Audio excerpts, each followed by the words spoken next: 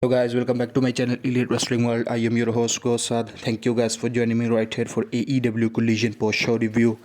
So Collision is live from Las Vegas, Nevada. 3 Continental Challenge Cup matches.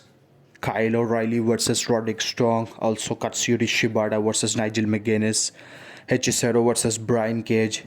We will see Trios champions Hangman and Brodido defending the titles against Lethal Twist, and also Mercedes will face Zayda Steel in singles action. So plenty to look forward. Let's get dive into it and talk about that. So we started off Collision with the Trios titles match, Brodido and Hangman versus the Lethal Twist for the Trios titles. Page gave Johnson a fallaway slam, then dropkicked Lethal and hit a standing moonsault on Lee Johnson. Bandido hit Lee Johnson with a slingshot senton. The heels got Bandido in the corner and Lethal teased, tearing off his mask. Bandido reversed a tilt owl slam into a Hurricane Rana.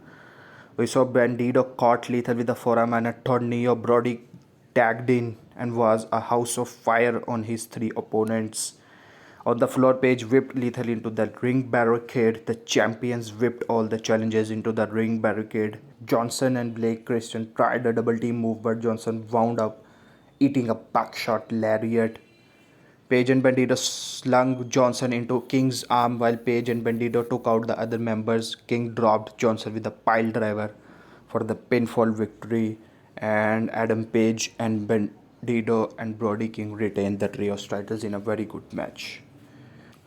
After the match, Ricochet distracted the champs so Gates of Agony could jump them. Lethal Twist helped them out to took out the champions. The Gates of Agony gave Adam Page their elevated powerbomb finisher.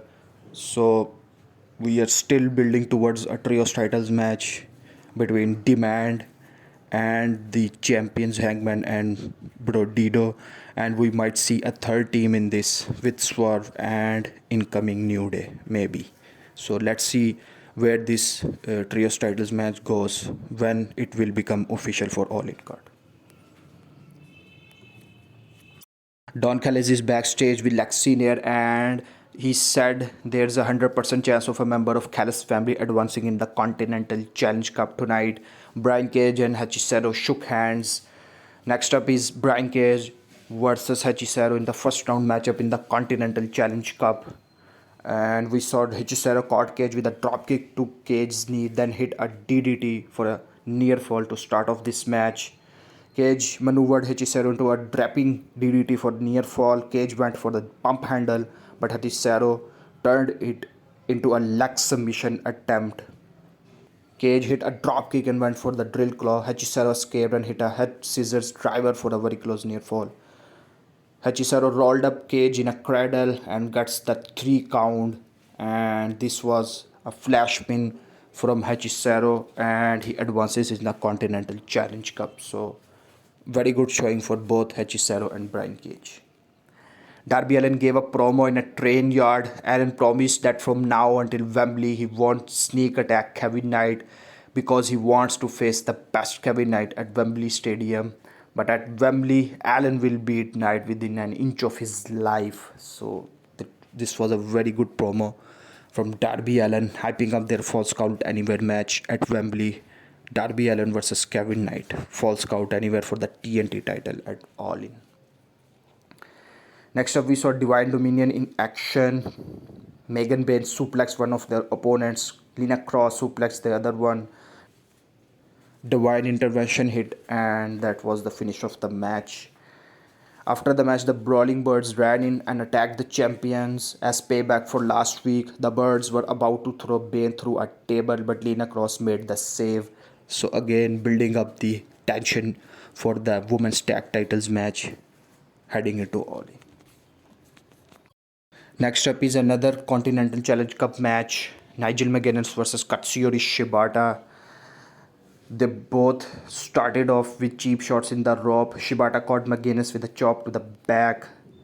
McGuinness escaped with a snap suplex, tried for a side headlock, but Shibata escaped and locked in a sleeper. Nigel backed Shibata in the corner, hit him with a double chop on the throat, went for the Tower of Lunder, but Shibata countered and locked in a sleeper again. Shibata tried for a cross arm breaker, but Nigel countered with the pin attempt. Nigel went for Shibata with strikes. Shibata came back with his own strikes and went back to the sleeper. Nigel collapsed back, but then rolled the opponent and got the pinfall victory to shock Shibata. So that was a very good victory for Nigel McGuinness moving into the Continental Challenge Cup. Really liked the chemistry between these two technical wrestlers. Rede asked Will Ospreay about finding two partners for Dynamite this Wednesday. Ospreay is going to call some friends from Japan. He's most nervous about asking Callum Newman for help.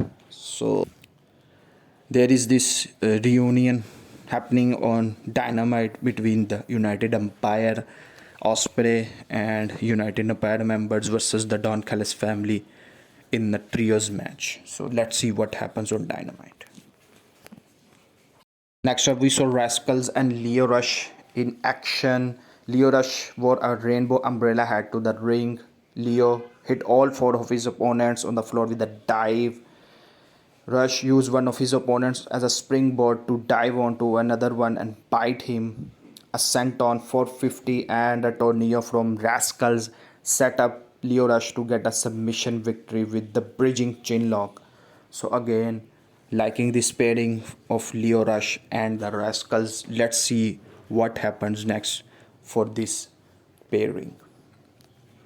Next up, we saw Bobby Lashley, Shelton Benjamin, and Shane Taylor and Lee Moriarty in a 8-man tag match. Lashley speared one of the enhancement guys on the floor.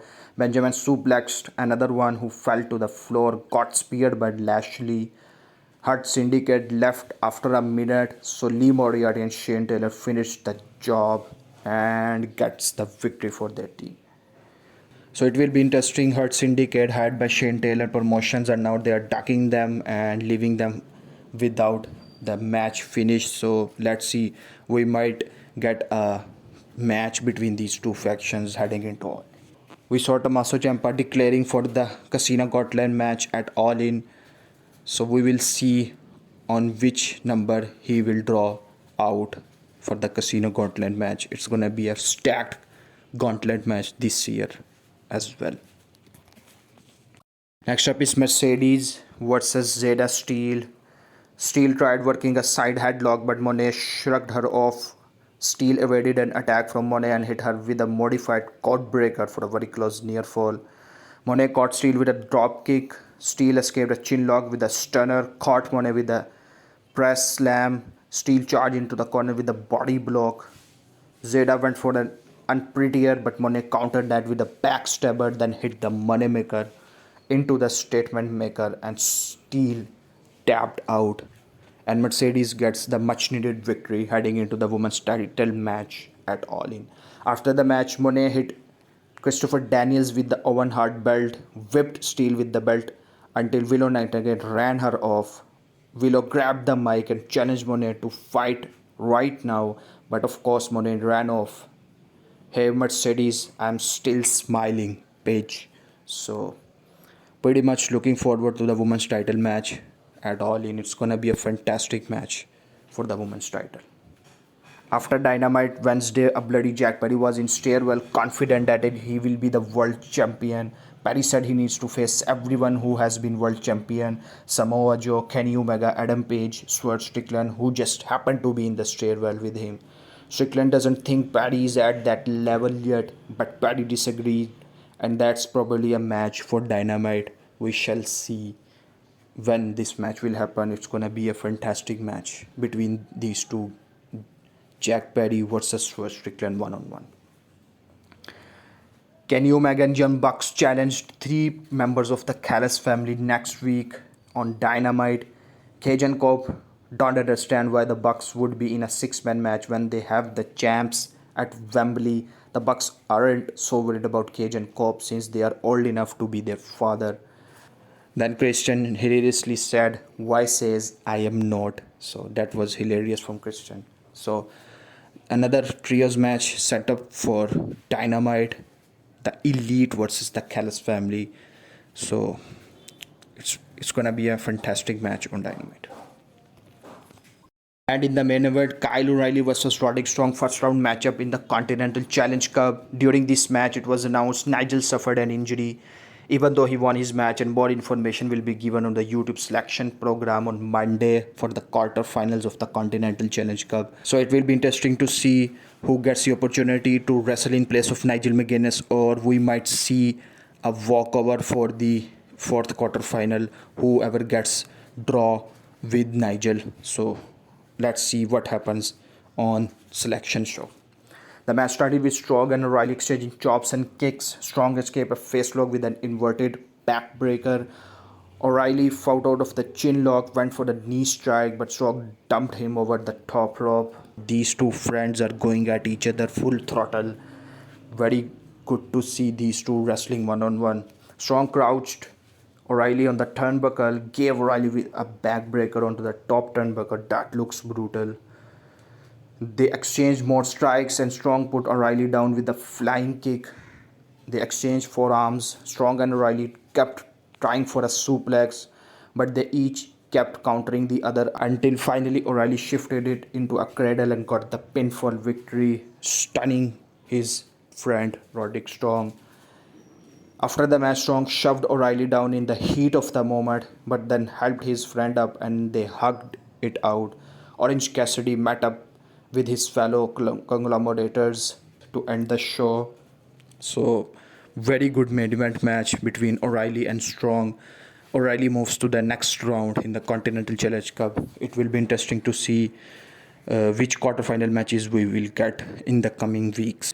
Another very good episode of Collision. The build for All In is going great. We are just 2 weeks away from the All In pay-per-view. It's gonna be a banger show. So pretty much looking forward to the pay-per-view as well. Next week Dynamite is loaded as well. So it's gonna be another very good show on Dynamite. That's the end of the show, folks. Please guys, like and share this video, subscribe to my channel, and keep watching Elite Wrestling World.